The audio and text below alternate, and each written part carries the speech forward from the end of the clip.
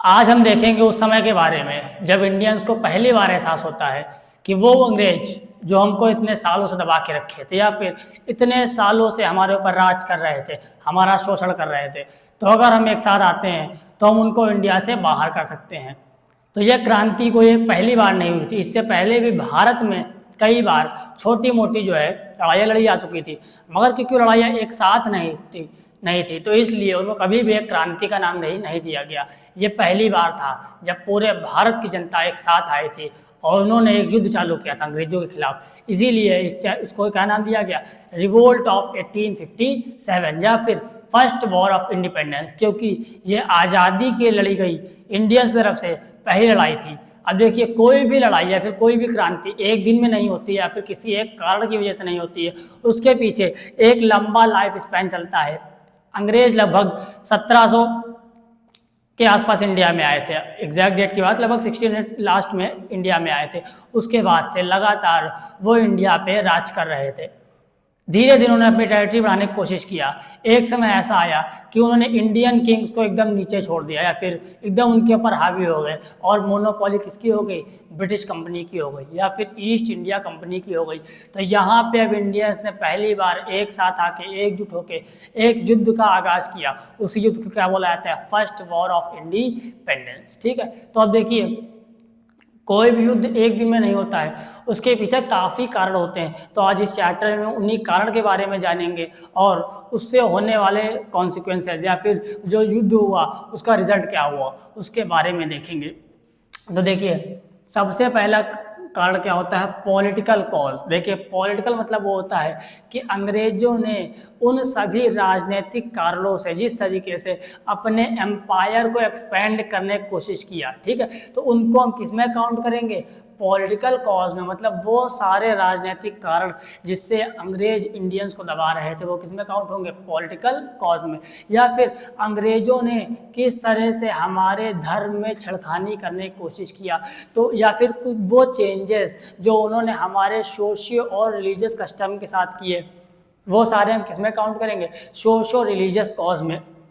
फिर अंग्रेजों ने जिस तरह हमको आर्थिक तरीके से परेशान किया, मतलब हमारे ट्रेड या कॉमर्स से छेड़खानी किया या फिर हमारे पैसे की वैल्यू को डिग्रेड किया, वो सारे किस में काउंट होंगे, इकोनॉमिक कॉजेज़ में। और जिस तरीके से अंग्रेजों ने जो इंडियन सोल्जर्स थे उनसे इल ट्रीटमेंट किया या फिर बोले कि उनके साथ बुरा बर्ताव किया या फिर उनका शोषण किया, ठीक है, या फिर कुछ चीज़ें उनसे ज़बरदस्ती कराई, वो सारे किस में काउंट होंगे, मिलिट्री कॉज में। यही सारे कॉजेज हम एक एक करके डिटेल में आगे पढ़ने जा रहे हैं। हमारा सबसे पहला क्या आता है, पॉलिटिकल कॉज, मतलब वो सारे राजनीतिक कारण जिससे अंग्रेजों ने अपनी टेरिटरी एक्सपेंड करने की कोशिश किया। ठीक है, अब देखिए, अगर आपको टेरिटरी एक्सपेंड करनी है तो सबसे पहले आप क्या करेंगे, जो आपके अगल बगल छोटे मोटे किंग्स होंगे उनको हराने की कोशिश करेंगे। सेम यही काम अंग्रेजों ने किया। अंग्रेजों ने सबसे पहला काम शुरू किया बाई आउटराइट वॉर, मतलब युद्ध चालू किया। सबसे पहले वो युद्ध लड़ते हैं बैटल ऑफ प्लासी का, जो कि लड़ा जाता है 1757 में। यहाँ पे वो सिराजुद्दौला जो कि नवाब ऑफ बंगाल थे उनको हराते हैं और एक तरीके से अपनी राज की शुरुआत करते हैं। अगला जो मेन युद्ध वो लड़ते हैं वो था बैटल ऑफ बक्सर, जो कि उन्होंने लड़ा था 1764 में। यहाँ पे उन्होंने ट्राई फोर्सेस को हराया था, मतलब मुगल एम्परर को हराया था और साथ में नवाब अवध को हराया था और नवाब बंगाल को भी हराया था, क्योंकि तीनों एक साथ आ चुके थे। तो अंग्रेजों ने एक पूरा सही रणनीति षड्यंत्र को अपनाया और उनको हरा दिया। और क्योंकि अब अगर आपके अंडर में यूपी भी आ चुका है और आपके अंडर में बंगाल भी आ चुका है और मुगल एम्परर भी आपसे हार चुके हैं, तो यहाँ से क्या होता है, एक तरीके से पूरा पॉलिटिकल एक्सपेंशन ब्रिटिशर को शुरू हुआ था। कहाँ से, बैटल ऑफ बक्सर से। अब उन्होंने अपना पहला काम चालू कर दिया था, आउटराइट वॉर से जो छोटे मोटे कमज़ोर राजा बोल सकते हैं आप, उनको उन्होंने हरा दिया था। ठीक है, अब अगला आता है subsidiary alliance. Subsidiary alliance introduce होता है 1798 के आसपास। इसको लेके कौन आया था, इसको लेके आए थे लॉर्ड वेलेस्ले, लॉर्ड वेलेस्ले ने बोला कि वो सारे इंडियन किंगडम्स जो ये मानते हैं कि हम अंग्रेज़ों से थोड़ा सा कमज़ोर है या फिर अंग्रेज़ों को सुपीरियर पावर मानते हैं, तो वो अंग्रेज़ों की कुछ शर्तें मान लें और अपनी सोवरेनिटी मतलब संपूर्णता को खो दे और अंग्रेज़ों के अंडर में रहने लगे। इसमें कुछ कंडीशन थी, जैसे कि जो राजा था उसकी आज़ादी चली जाएगी राजा क्या होगा, आज़ादी चली जाएगी, और साथ में एक अंग्रेज़ों का रेजिडेंट रहेगा, और राजा अपनी आर्मी नहीं रख सकता है, वो अंग्रेज़ों की आर्मी रखेगा और उसमें सैलरी भी कौन देगा, राजा देगा। या फिर अगर मान लीजिए आपको किसी दूसरे स्टेट से दोस्ती करनी है या फिर दुश्मनी करनी है, तो उसमें भी किसका परमिशन लगेगा, उसमें भी ब्रिटिश की परमिशन लगेगी।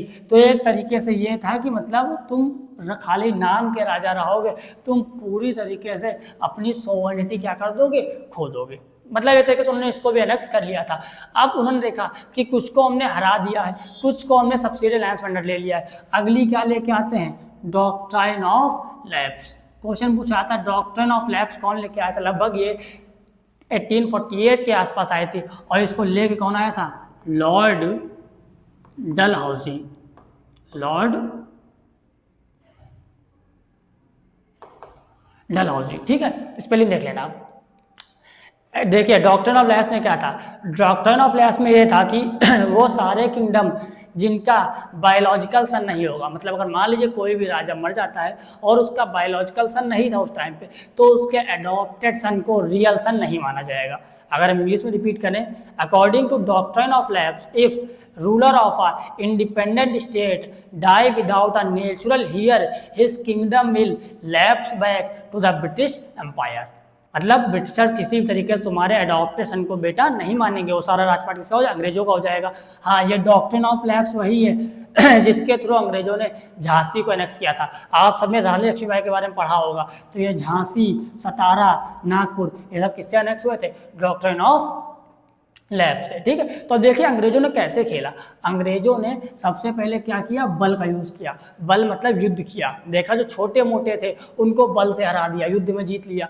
अब बोले कि जो बल से नहीं जीत पा रहे हैं उनको जो है छल से जीतते हैं। छल मतलब कैसे, उन्होंने सब्सिडरी अलायंस अप्लाई कर दिया या फिर डॉक्ट्राइन ऑफ लैप्स अप्लाई कर दिया। अब मान लो सब्सिडी अलायंस में कौन आ जाएंगे, जो पहले से उनके बल से डर चुके थे। उन्होंने बोला कि अरे अंग्रेज सुपीरियर पावर है, अगर अंग्रेजों की नहीं मानेंगे तो वैसे भी वो हमको हरा देंगे, अगर उनकी मान ले तो हो सकता है कभी हमको जरूरत पड़े तो अंग्रेज हमारा साथ दे सकते हैं। तो उन्होंने क्या मान लिया, सब्सिडी अलायंस मान लिया। अब सब्सिडी अलायंस का उन्होंने देखा कि अभी भी कुछ स्टेट छूट रहे थे, तो उसमें देखा कुछ कैसे जिनके बायोलॉजिकल सन नहीं थे, तो बोले ठीक है हम तुम्हारे एडॉप्टेड सन को राजा नहीं मानेंगे, अब तुमको जो है क्या करना पड़ेगा, अपना सारा राजपाट अंग्रेजों को देना पड़ेगा। इतना सब कुछ हो चुका था।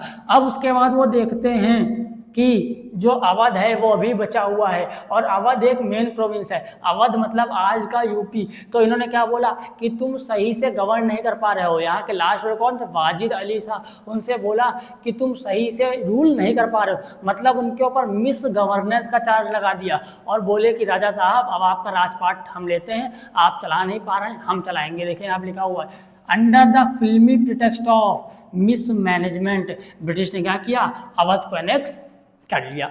आई होप यहाँ तक आपको क्लियर हो चुका होगा।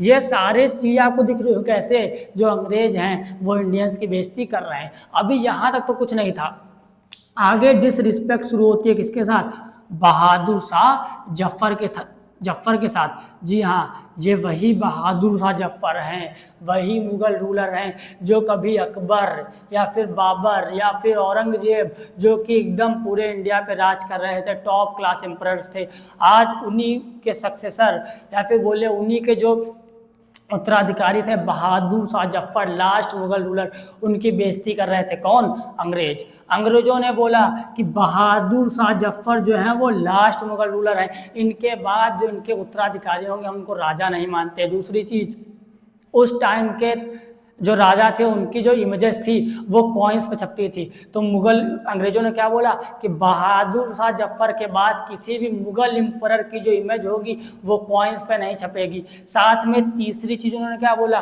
कि जो उनका ओरिजिनल घर था रेड फोर्ट, उससे हटा दिया जाएगा, अब आपको कुतुब मीनार में रहना पड़ेगा। मतलब आप समझ रहे हैं एक बेइज्जती है किसकी, पूरे मुगल एम्परर की, साथ में पूरे मुस्लिम एम्पायर की, क्योंकि जो मुगल एम्पायर थे वो तरीके से मुस्लिम थे, रूलर मतलब टॉप मुस्लिम रूलर थे। तो वहाँ से बेइज्जती हो जाती है किसकी, मुगल एम्परर्स की। क्यों? क्योंकि उनको उनके घर से निकाल दिया गया था। तो यहीं से क्रांति शुरू होती है और सारे, अब वहाँ पे कोई भी हिंदू मुस्लिम नहीं देख रहे थे, वहाँ पे सारे लोग एक साथ आते हैं और क्या शुरू होता है, युद्ध की क्रांति की शुरुआत हो जाती है। और उसी समय पे क्या हो रहा था, रानी लक्ष्मीबाई और नाना साहब के साथ भी खिलवाड़ हो रहा था, क्योंकि जो नाना साहब थे ना, ये अडॉप्टेड सन थे किसके, पेशवा बाजी राव सेकेंड के। तो अंग्रेजों ने पहले ही क्या लगा दिया था, डॉक्ट्रिन ऑफ लैप्स लगा दिया था। अब अंग्रेजों ने बोला क्योंकि आप अडॉप्टेड सन हो किसके, बाजीराव सेकेंड के, तो हम आपको पेंशन देने से मना करते हैं। तो ये सारे कारण थे जिससे इंडियंस को पहली बार लगा कि हाँ अंग्रेज हमको परेशान कर रहे हैं, अब अगर हम एक साथ आते हैं तो क्या करेंगे, हम क्रांति की शुरुआत